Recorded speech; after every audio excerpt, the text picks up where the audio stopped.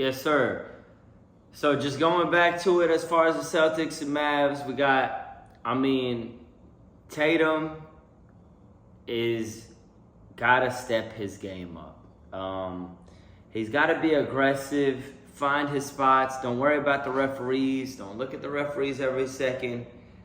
Because the best player in this series, in my opinion, is Luka Doncic. Now, if Tatum goes crazy, you can switch that around. But I feel like the most person who's been balling on the Celtics, who's really confident and needs to continue his confidence and be a dog like he's been, is Jaylen Brown. Jaylen Brown and Tatum. You got those guys could defend at a very, very high clip. So can Drew Holiday and so can Derek White. To whereas the analytics said Minnesota's the best defense, but it kind of was a little bit overrated because Ant-Man is good, but he got tired. And then McDaniels is good, but Luka's killing him. He's too small. I like McDaniels. He's not killing him, but he's still scoring on him is what I meant to say. I feel like with Drew Holiday, with Tatum, Derek White, and with Brown and Porzingis coming back and Horford, they could switch a lot, but I don't like to switch. But they could rotate a lot faster and make it tough for guys like Reed and Luka, who are obviously the fucking wheels on the car. So the transmission, the motor, everything, those guys. And the ball's gonna be in Luka's hands majority of the time. So he's able to dictate the game, and if you could take him and make it difficult, you have a great chance of winning. Also coming back, Boston could shoot the 3 ball. All those players could shoot. And so, yeah, man, I think this is going to be a hell of a series, but I think people are really sleeping on the Celtics. I think the Celtics got the ingredients. I think the Celtics got a good coach. So the Mavs, obviously, Kid and Mazzulla. But I think Celtics just, they know that this is their opportunity, and I don't feel like they're just going to let it slip. So NBA Finals will start tomorrow, and we're definitely going to dive into it and see what happens. Moving along, we got the WNBA heating up. Caitlin Clark, man, that poor girl been going through it, man. She ain't poor, but I'm saying, shit, they've been physical with her, boy. Do I think she's going to be a stellar player in that league? I do. Do I think she needs to add a little bit of strongness, muscle to her game? Not crazy, but just a little more strength. I think it'll help her take all the hits that she's been taking. I do agree with some of the comments I've been hearing of it's welcome to the league moments that everybody has when you're a rookie. But I do feel like it's too excessive. We're not fixing to just push you to the ground when you ain't even got the ball yet. We're not fixing to just set a screen where we trying to kill you. And then we're not finna keep saying me. I'm the reason they watching as well, bro. The reason that we watching is Caitlin Clark. Okay, I'm sorry to say it, but the proof is in the pudding. You could see the statistics. You could see who's been watching the highest ratings. Now, is she the best player in the league? No. There's Aja Wilson from Las Vegas Aces. There's Breanna Stewart from the New York Liberty. Sabrina Ionescu's a great player. The girls from Connecticut Sun, they're a great team. They're 9-0. On and on and on. There's some great talent. But, we're not fixing to just keep saying, she ain't doing what she doing for you ladies.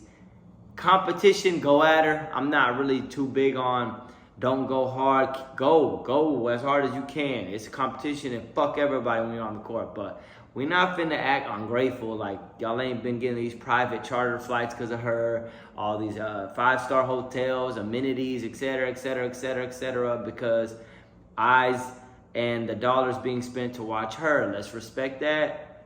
I feel come on, man. Let's not act stop playing. She's the reason. Now, as far as her team, I'm not a fan of her team. The Indiana Fever, I could care less, to be honest. They not really my cup of tea. I'm just not a fan of how they play. She's running fast, but they're running slow. They can't hit shots. They're not really talented. I thought Aaliyah Boston, their center, their number 1 pick last year, was much better than she is. She's really not that good. And I'm just sorry, man. Speaking of facts, Hoop and Sports Talk for days, I gotta say it. I thought they were more talented. Like Aaliyah Boston, I thought was more like that girl Cardoza from Chicago Sky. I thought she was kind of like her, but she's a little bit slow-footed and not moving like I thought. They need a new team, and they need to get. I mean, I know it's the worst team last year, and it's tough again to be good. That's kind of how it is in the NBA, but they got to get a little bit more free agents, talent, whatever you can. But she's a rookie. She's got to go through these steps. They're struggling right now. They'll be better later, not this year, in the future. But I just feel like stop playing and acting like we ain't come here to see her. Set the screens for her. Let her run the offense. Let her shoot the fucking 3 ball. Run all the offense through her. When Kobe was coming in the league and he wanted to be the man, at least they had a Shaquille O'Neal on their team to kind of tell him no, even though he was so good enough to already be ready. Y'all ain't got no Shaquille O'Neal, Indiana Fever. Give her the fucking ball, move out the way, set good screens, rebound the ball, be ready to shoot when she passes it, and that's that. That's y'all's offense. Stop acting like y'all got a good team. Y'all ain't got a good team. Sorry. I'm just a messenger. And as far as Angel Reese, like her, respect her game, good player. Work on your mid-range shot. It's putrid. Work on your post moves a little more. I love your physicality. I love your rebounding ability. I love that you play aggressive, but we need more skill in your game, Angel Reese. Just saying. Caitlin Clark, work on the lefty a little bit more. Work on, you know what I'm saying, getting a little stronger because they pushing you around out there. 2 players that I like and respect that they brought all the attention to the game, a lot of the attention to the game. But the game's very good already with the age of Wilson, Kelsey Plum, everybody that's on the Vegas team is cold. But as far as Taurasi and all them, legendary. But as far as who we came to see, ain't nobody come see you, Otis. We came to see Caitlin Clark, and that's that. So just understand that, respect that, and ball out. Once you ball out, we'll pay you the attention. We don't need you to say me every fucking time. They came to see me, they came to see me. Angel Reese, we don't need that every time. We know that you're a big reason that we're watching. But we don't need that every time you get on the media. Just play your game and improve your game. Moving the fuck along from the WNBA. Respect to the women balling. I got a lot of respect for them. JJ Redick looks like he's about to be the coach of the Lakers. We already said, is that a good thing? I don't know. Can he coach? He knows the game. And, you know, I mean, can he be a good coach? Yes.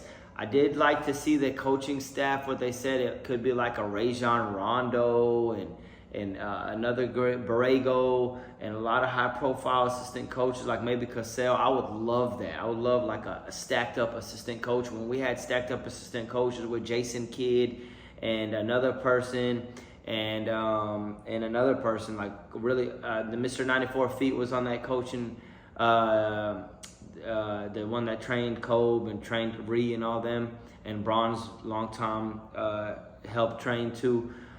He was on that staff. We won.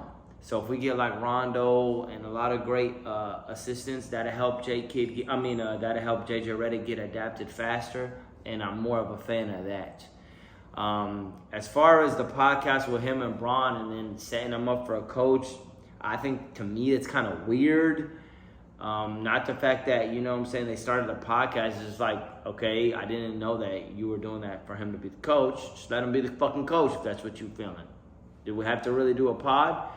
But hey, they want to do that because it's going to be awkward. You know, y'all going to continue it whenever if we go on a losing streak next year, are we still doing this pod and all this shit? I don't know. If JJ Redick's in coach, cool. We need another superstar surrounded by really good shooters, surrounded by Anthony Davis to be like more of a third option, still defend, because he's not your second option no more, and Braun's really not your first option as much anymore either. So we got to figure out first option. Trae Young, Donovan Mitchell, Paul George, etc., etc. need more fucking scorers. Anthony Davis ain't really gonna get you a bucket when you need it. Can you go to him down low for a bucket? Yes. Can you be like how Jokic is? No. You can't dump him the ball and get a score every time. Great defender, great, still good player, but he has shown consistently that he cannot be your number one option. Braun's about to be 40. Do we really want him as a number one option? I don't think so. We want Braun to ease his way into the season. So go get a Trey, try to get a Donovan, try to get a real live superstar. All right? Use them first round picks, my G's. Y'all got a lot of them. And Genie Bus, wake the fuck up. Because I don't know what you've been doing out there in LA, but you ain't nothing like how I saw your father. Your father wanted to win. You're more of a just as long as business is going. And us Laker fans, we don't give a fuck about your guys' business. We want to win. Okay? So until you understand that, you can understand our frustrations as fans. All right? Appreciate you. Closing it out. Kyrie, love my brother. Dallas Mavs, I don't like them. Never really liked the Mavs. Don't like the fan base. I know I'm literally right here. If you look right there, that's the arena. But I don't know, bro. It's hard for me to cheer for the Celtics too because they're the Lakers' biggest rival. So I do want to see my brother Kyrie go crazy.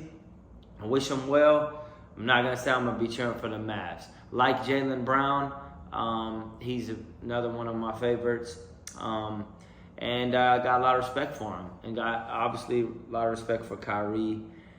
These two teams deserve to be where they're at. I respect where they're at.